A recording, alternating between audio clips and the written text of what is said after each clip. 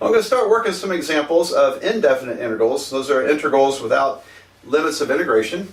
And let's take care of the easy ones first.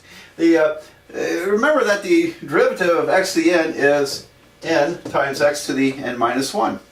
Okay, and so what is the antiderivative of x to the n? So the antiderivative, x to the n, with respect to x. Now don't forget to write the dx, or whatever letter is being used. You know, if you're integrating with t, then put dt. This is part of the language of calculus, and it's an important part. It really is an important part. So don't be lazy about writing things like this. Eventually it catches up to you if you're lazy about not writing everything. And so very important. All right, so what's the antiderivative? Well, it's really the opposite of what we're doing here. And instead of multiplying this and then subtracting 1, I'm going to add 1 to the exponent and then divide by the new exponent. Okay, so it's x to the n plus 1 divided by n plus 1, and then plus a constant. So I have a plus c in all these. No limits of integration. Don't forget plus c. I always count off if you forget the plus c. If you're my student, and probably anybody else you take is going to count off if you forget that plus c. So it's important, more than you might think right now. And all right, but there's one other stipulation here. With this is you could treat this as a theorem. The stipulation is this works provided that n is not equal to minus 1. Because if you plug minus 1 in, you have division by 0. It's not going to work. You can't divide by 0. So this works wonderfully, with that one unusual exception. And now there is no exception up here because you don't get division by 0 when you take the derivative of this function. But you can theoretically get division by 0 if this was x to the minus 1 power. Okay, so there it is. And it's easy to see this because if I go backwards, if I take the derivative of x to the n plus 1 over n plus 1, then I take this exponent, multiply it in front, and then subtract 1 from the exponent, and divide. Of course, that was part of the denominator. So multiply by n plus 1, subtract 1 from n plus 1, you just get n, and then this stays there. And look what happens. This cancels, and I get x to the n. Now, I didn't put the plus c here, but if you take the derivative of a constant, you're going to get 0. So it works every time. All right. I hope you're really curious. Well, what happens if n is negative 1? Can you do it? Yes, you can. And I'm not ready to prove it yet, but in case you're curious, I'll satisfy that curiosity. Here's the exception. If you integrate 1 over x dx, okay, that is literally the integral of x to the minus 1 dx. And so n is negative 1. Okay, well, this can be shown, and like I said, I'm going to prove it later. This can be shown to equal the natural log function plus a constant. It's shown to equal to the natural log function plus a constant. And so hopefully you've seen natural logs in a pre-calculus or a college algebra class. It's usually introduced there. And we use it a lot in calculus, particularly starting in calculus 2. In calculus 3 we use natural log and e to the x. We use those types of functions. There's one other thing to add here, though.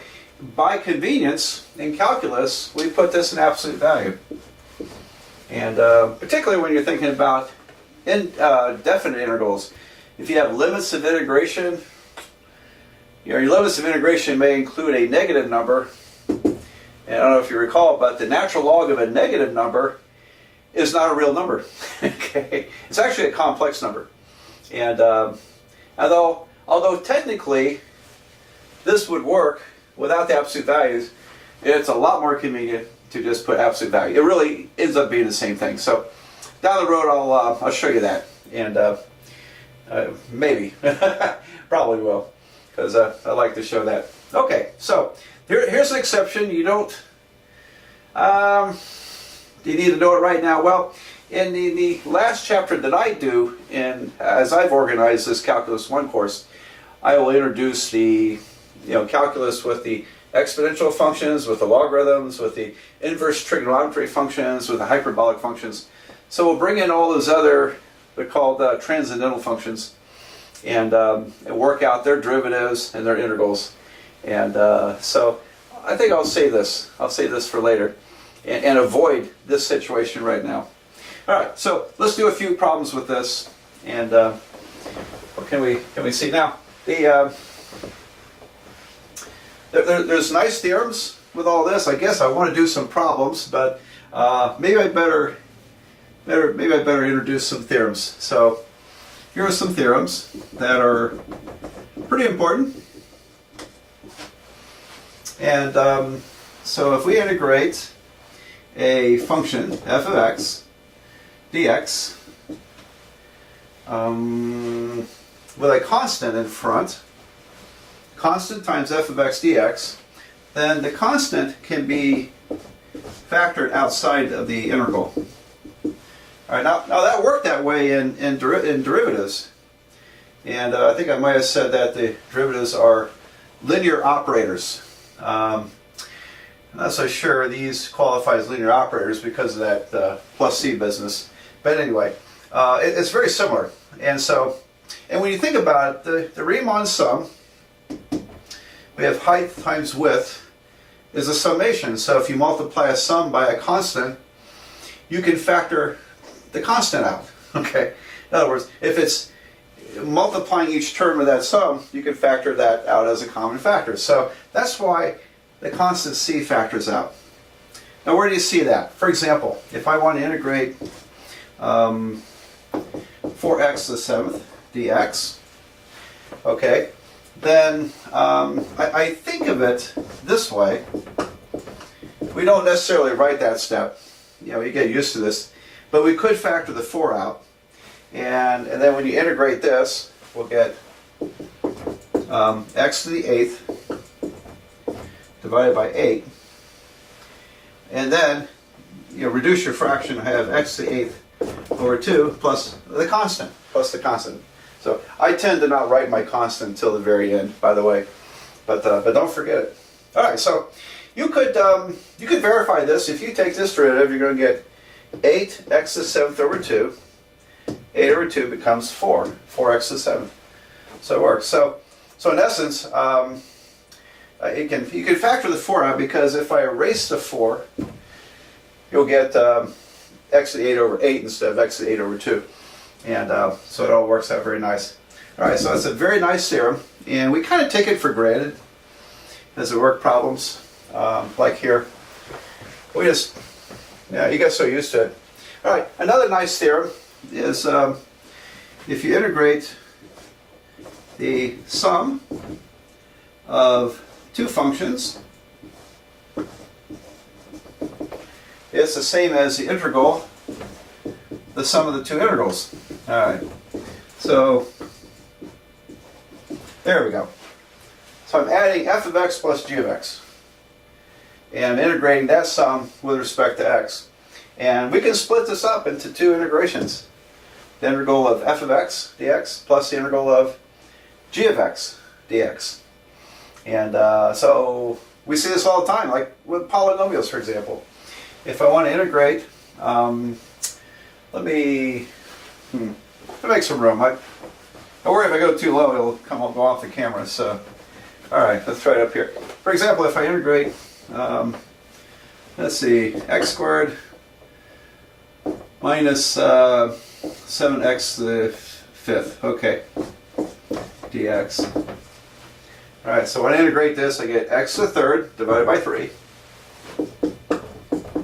So add 1 to the exponent, divide by the new exponent, and then another constant, minus 7 times x to the 6th divided by 6. So minus 7 is just a multiplier, it's a constant, times x to the 6th divided by 6. Comes out that way. And it's very natural that you just use this theorem. But don't forget the plus c, okay? Don't forget that plus c.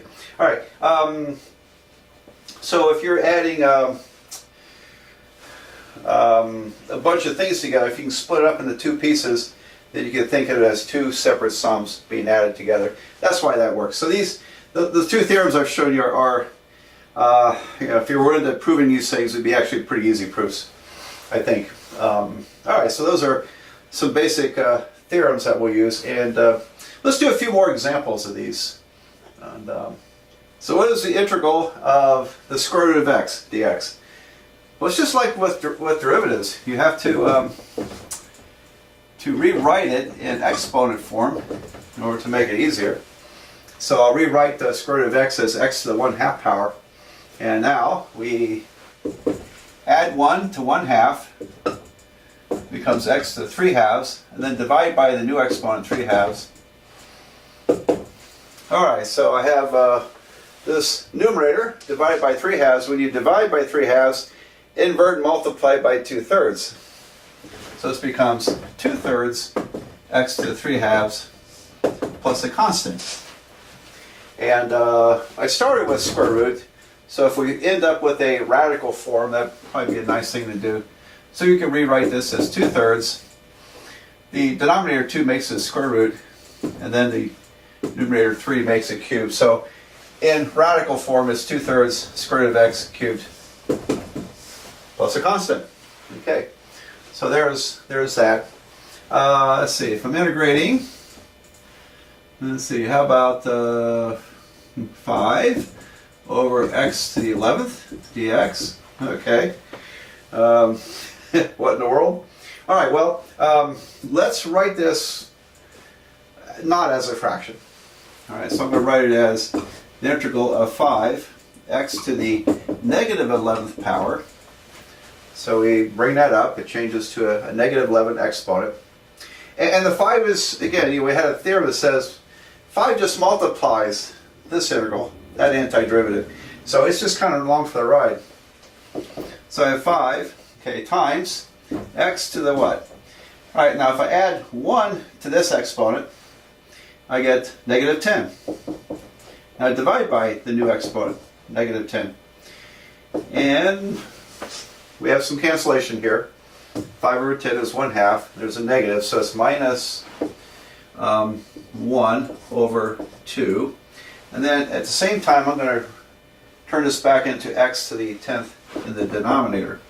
All right, so two things here. Simplify this fraction, comes minus 1/2. There it is. And this becomes a denominator, x to the 10th. And then what's left? Plus c. Don't forget plus c. Okay. Don't forget plus c. Okay, let's see. Well, I think I'm going to tackle some more complicated ones in the next video. So let me cut this one short, and we'll take up some more complicated problems.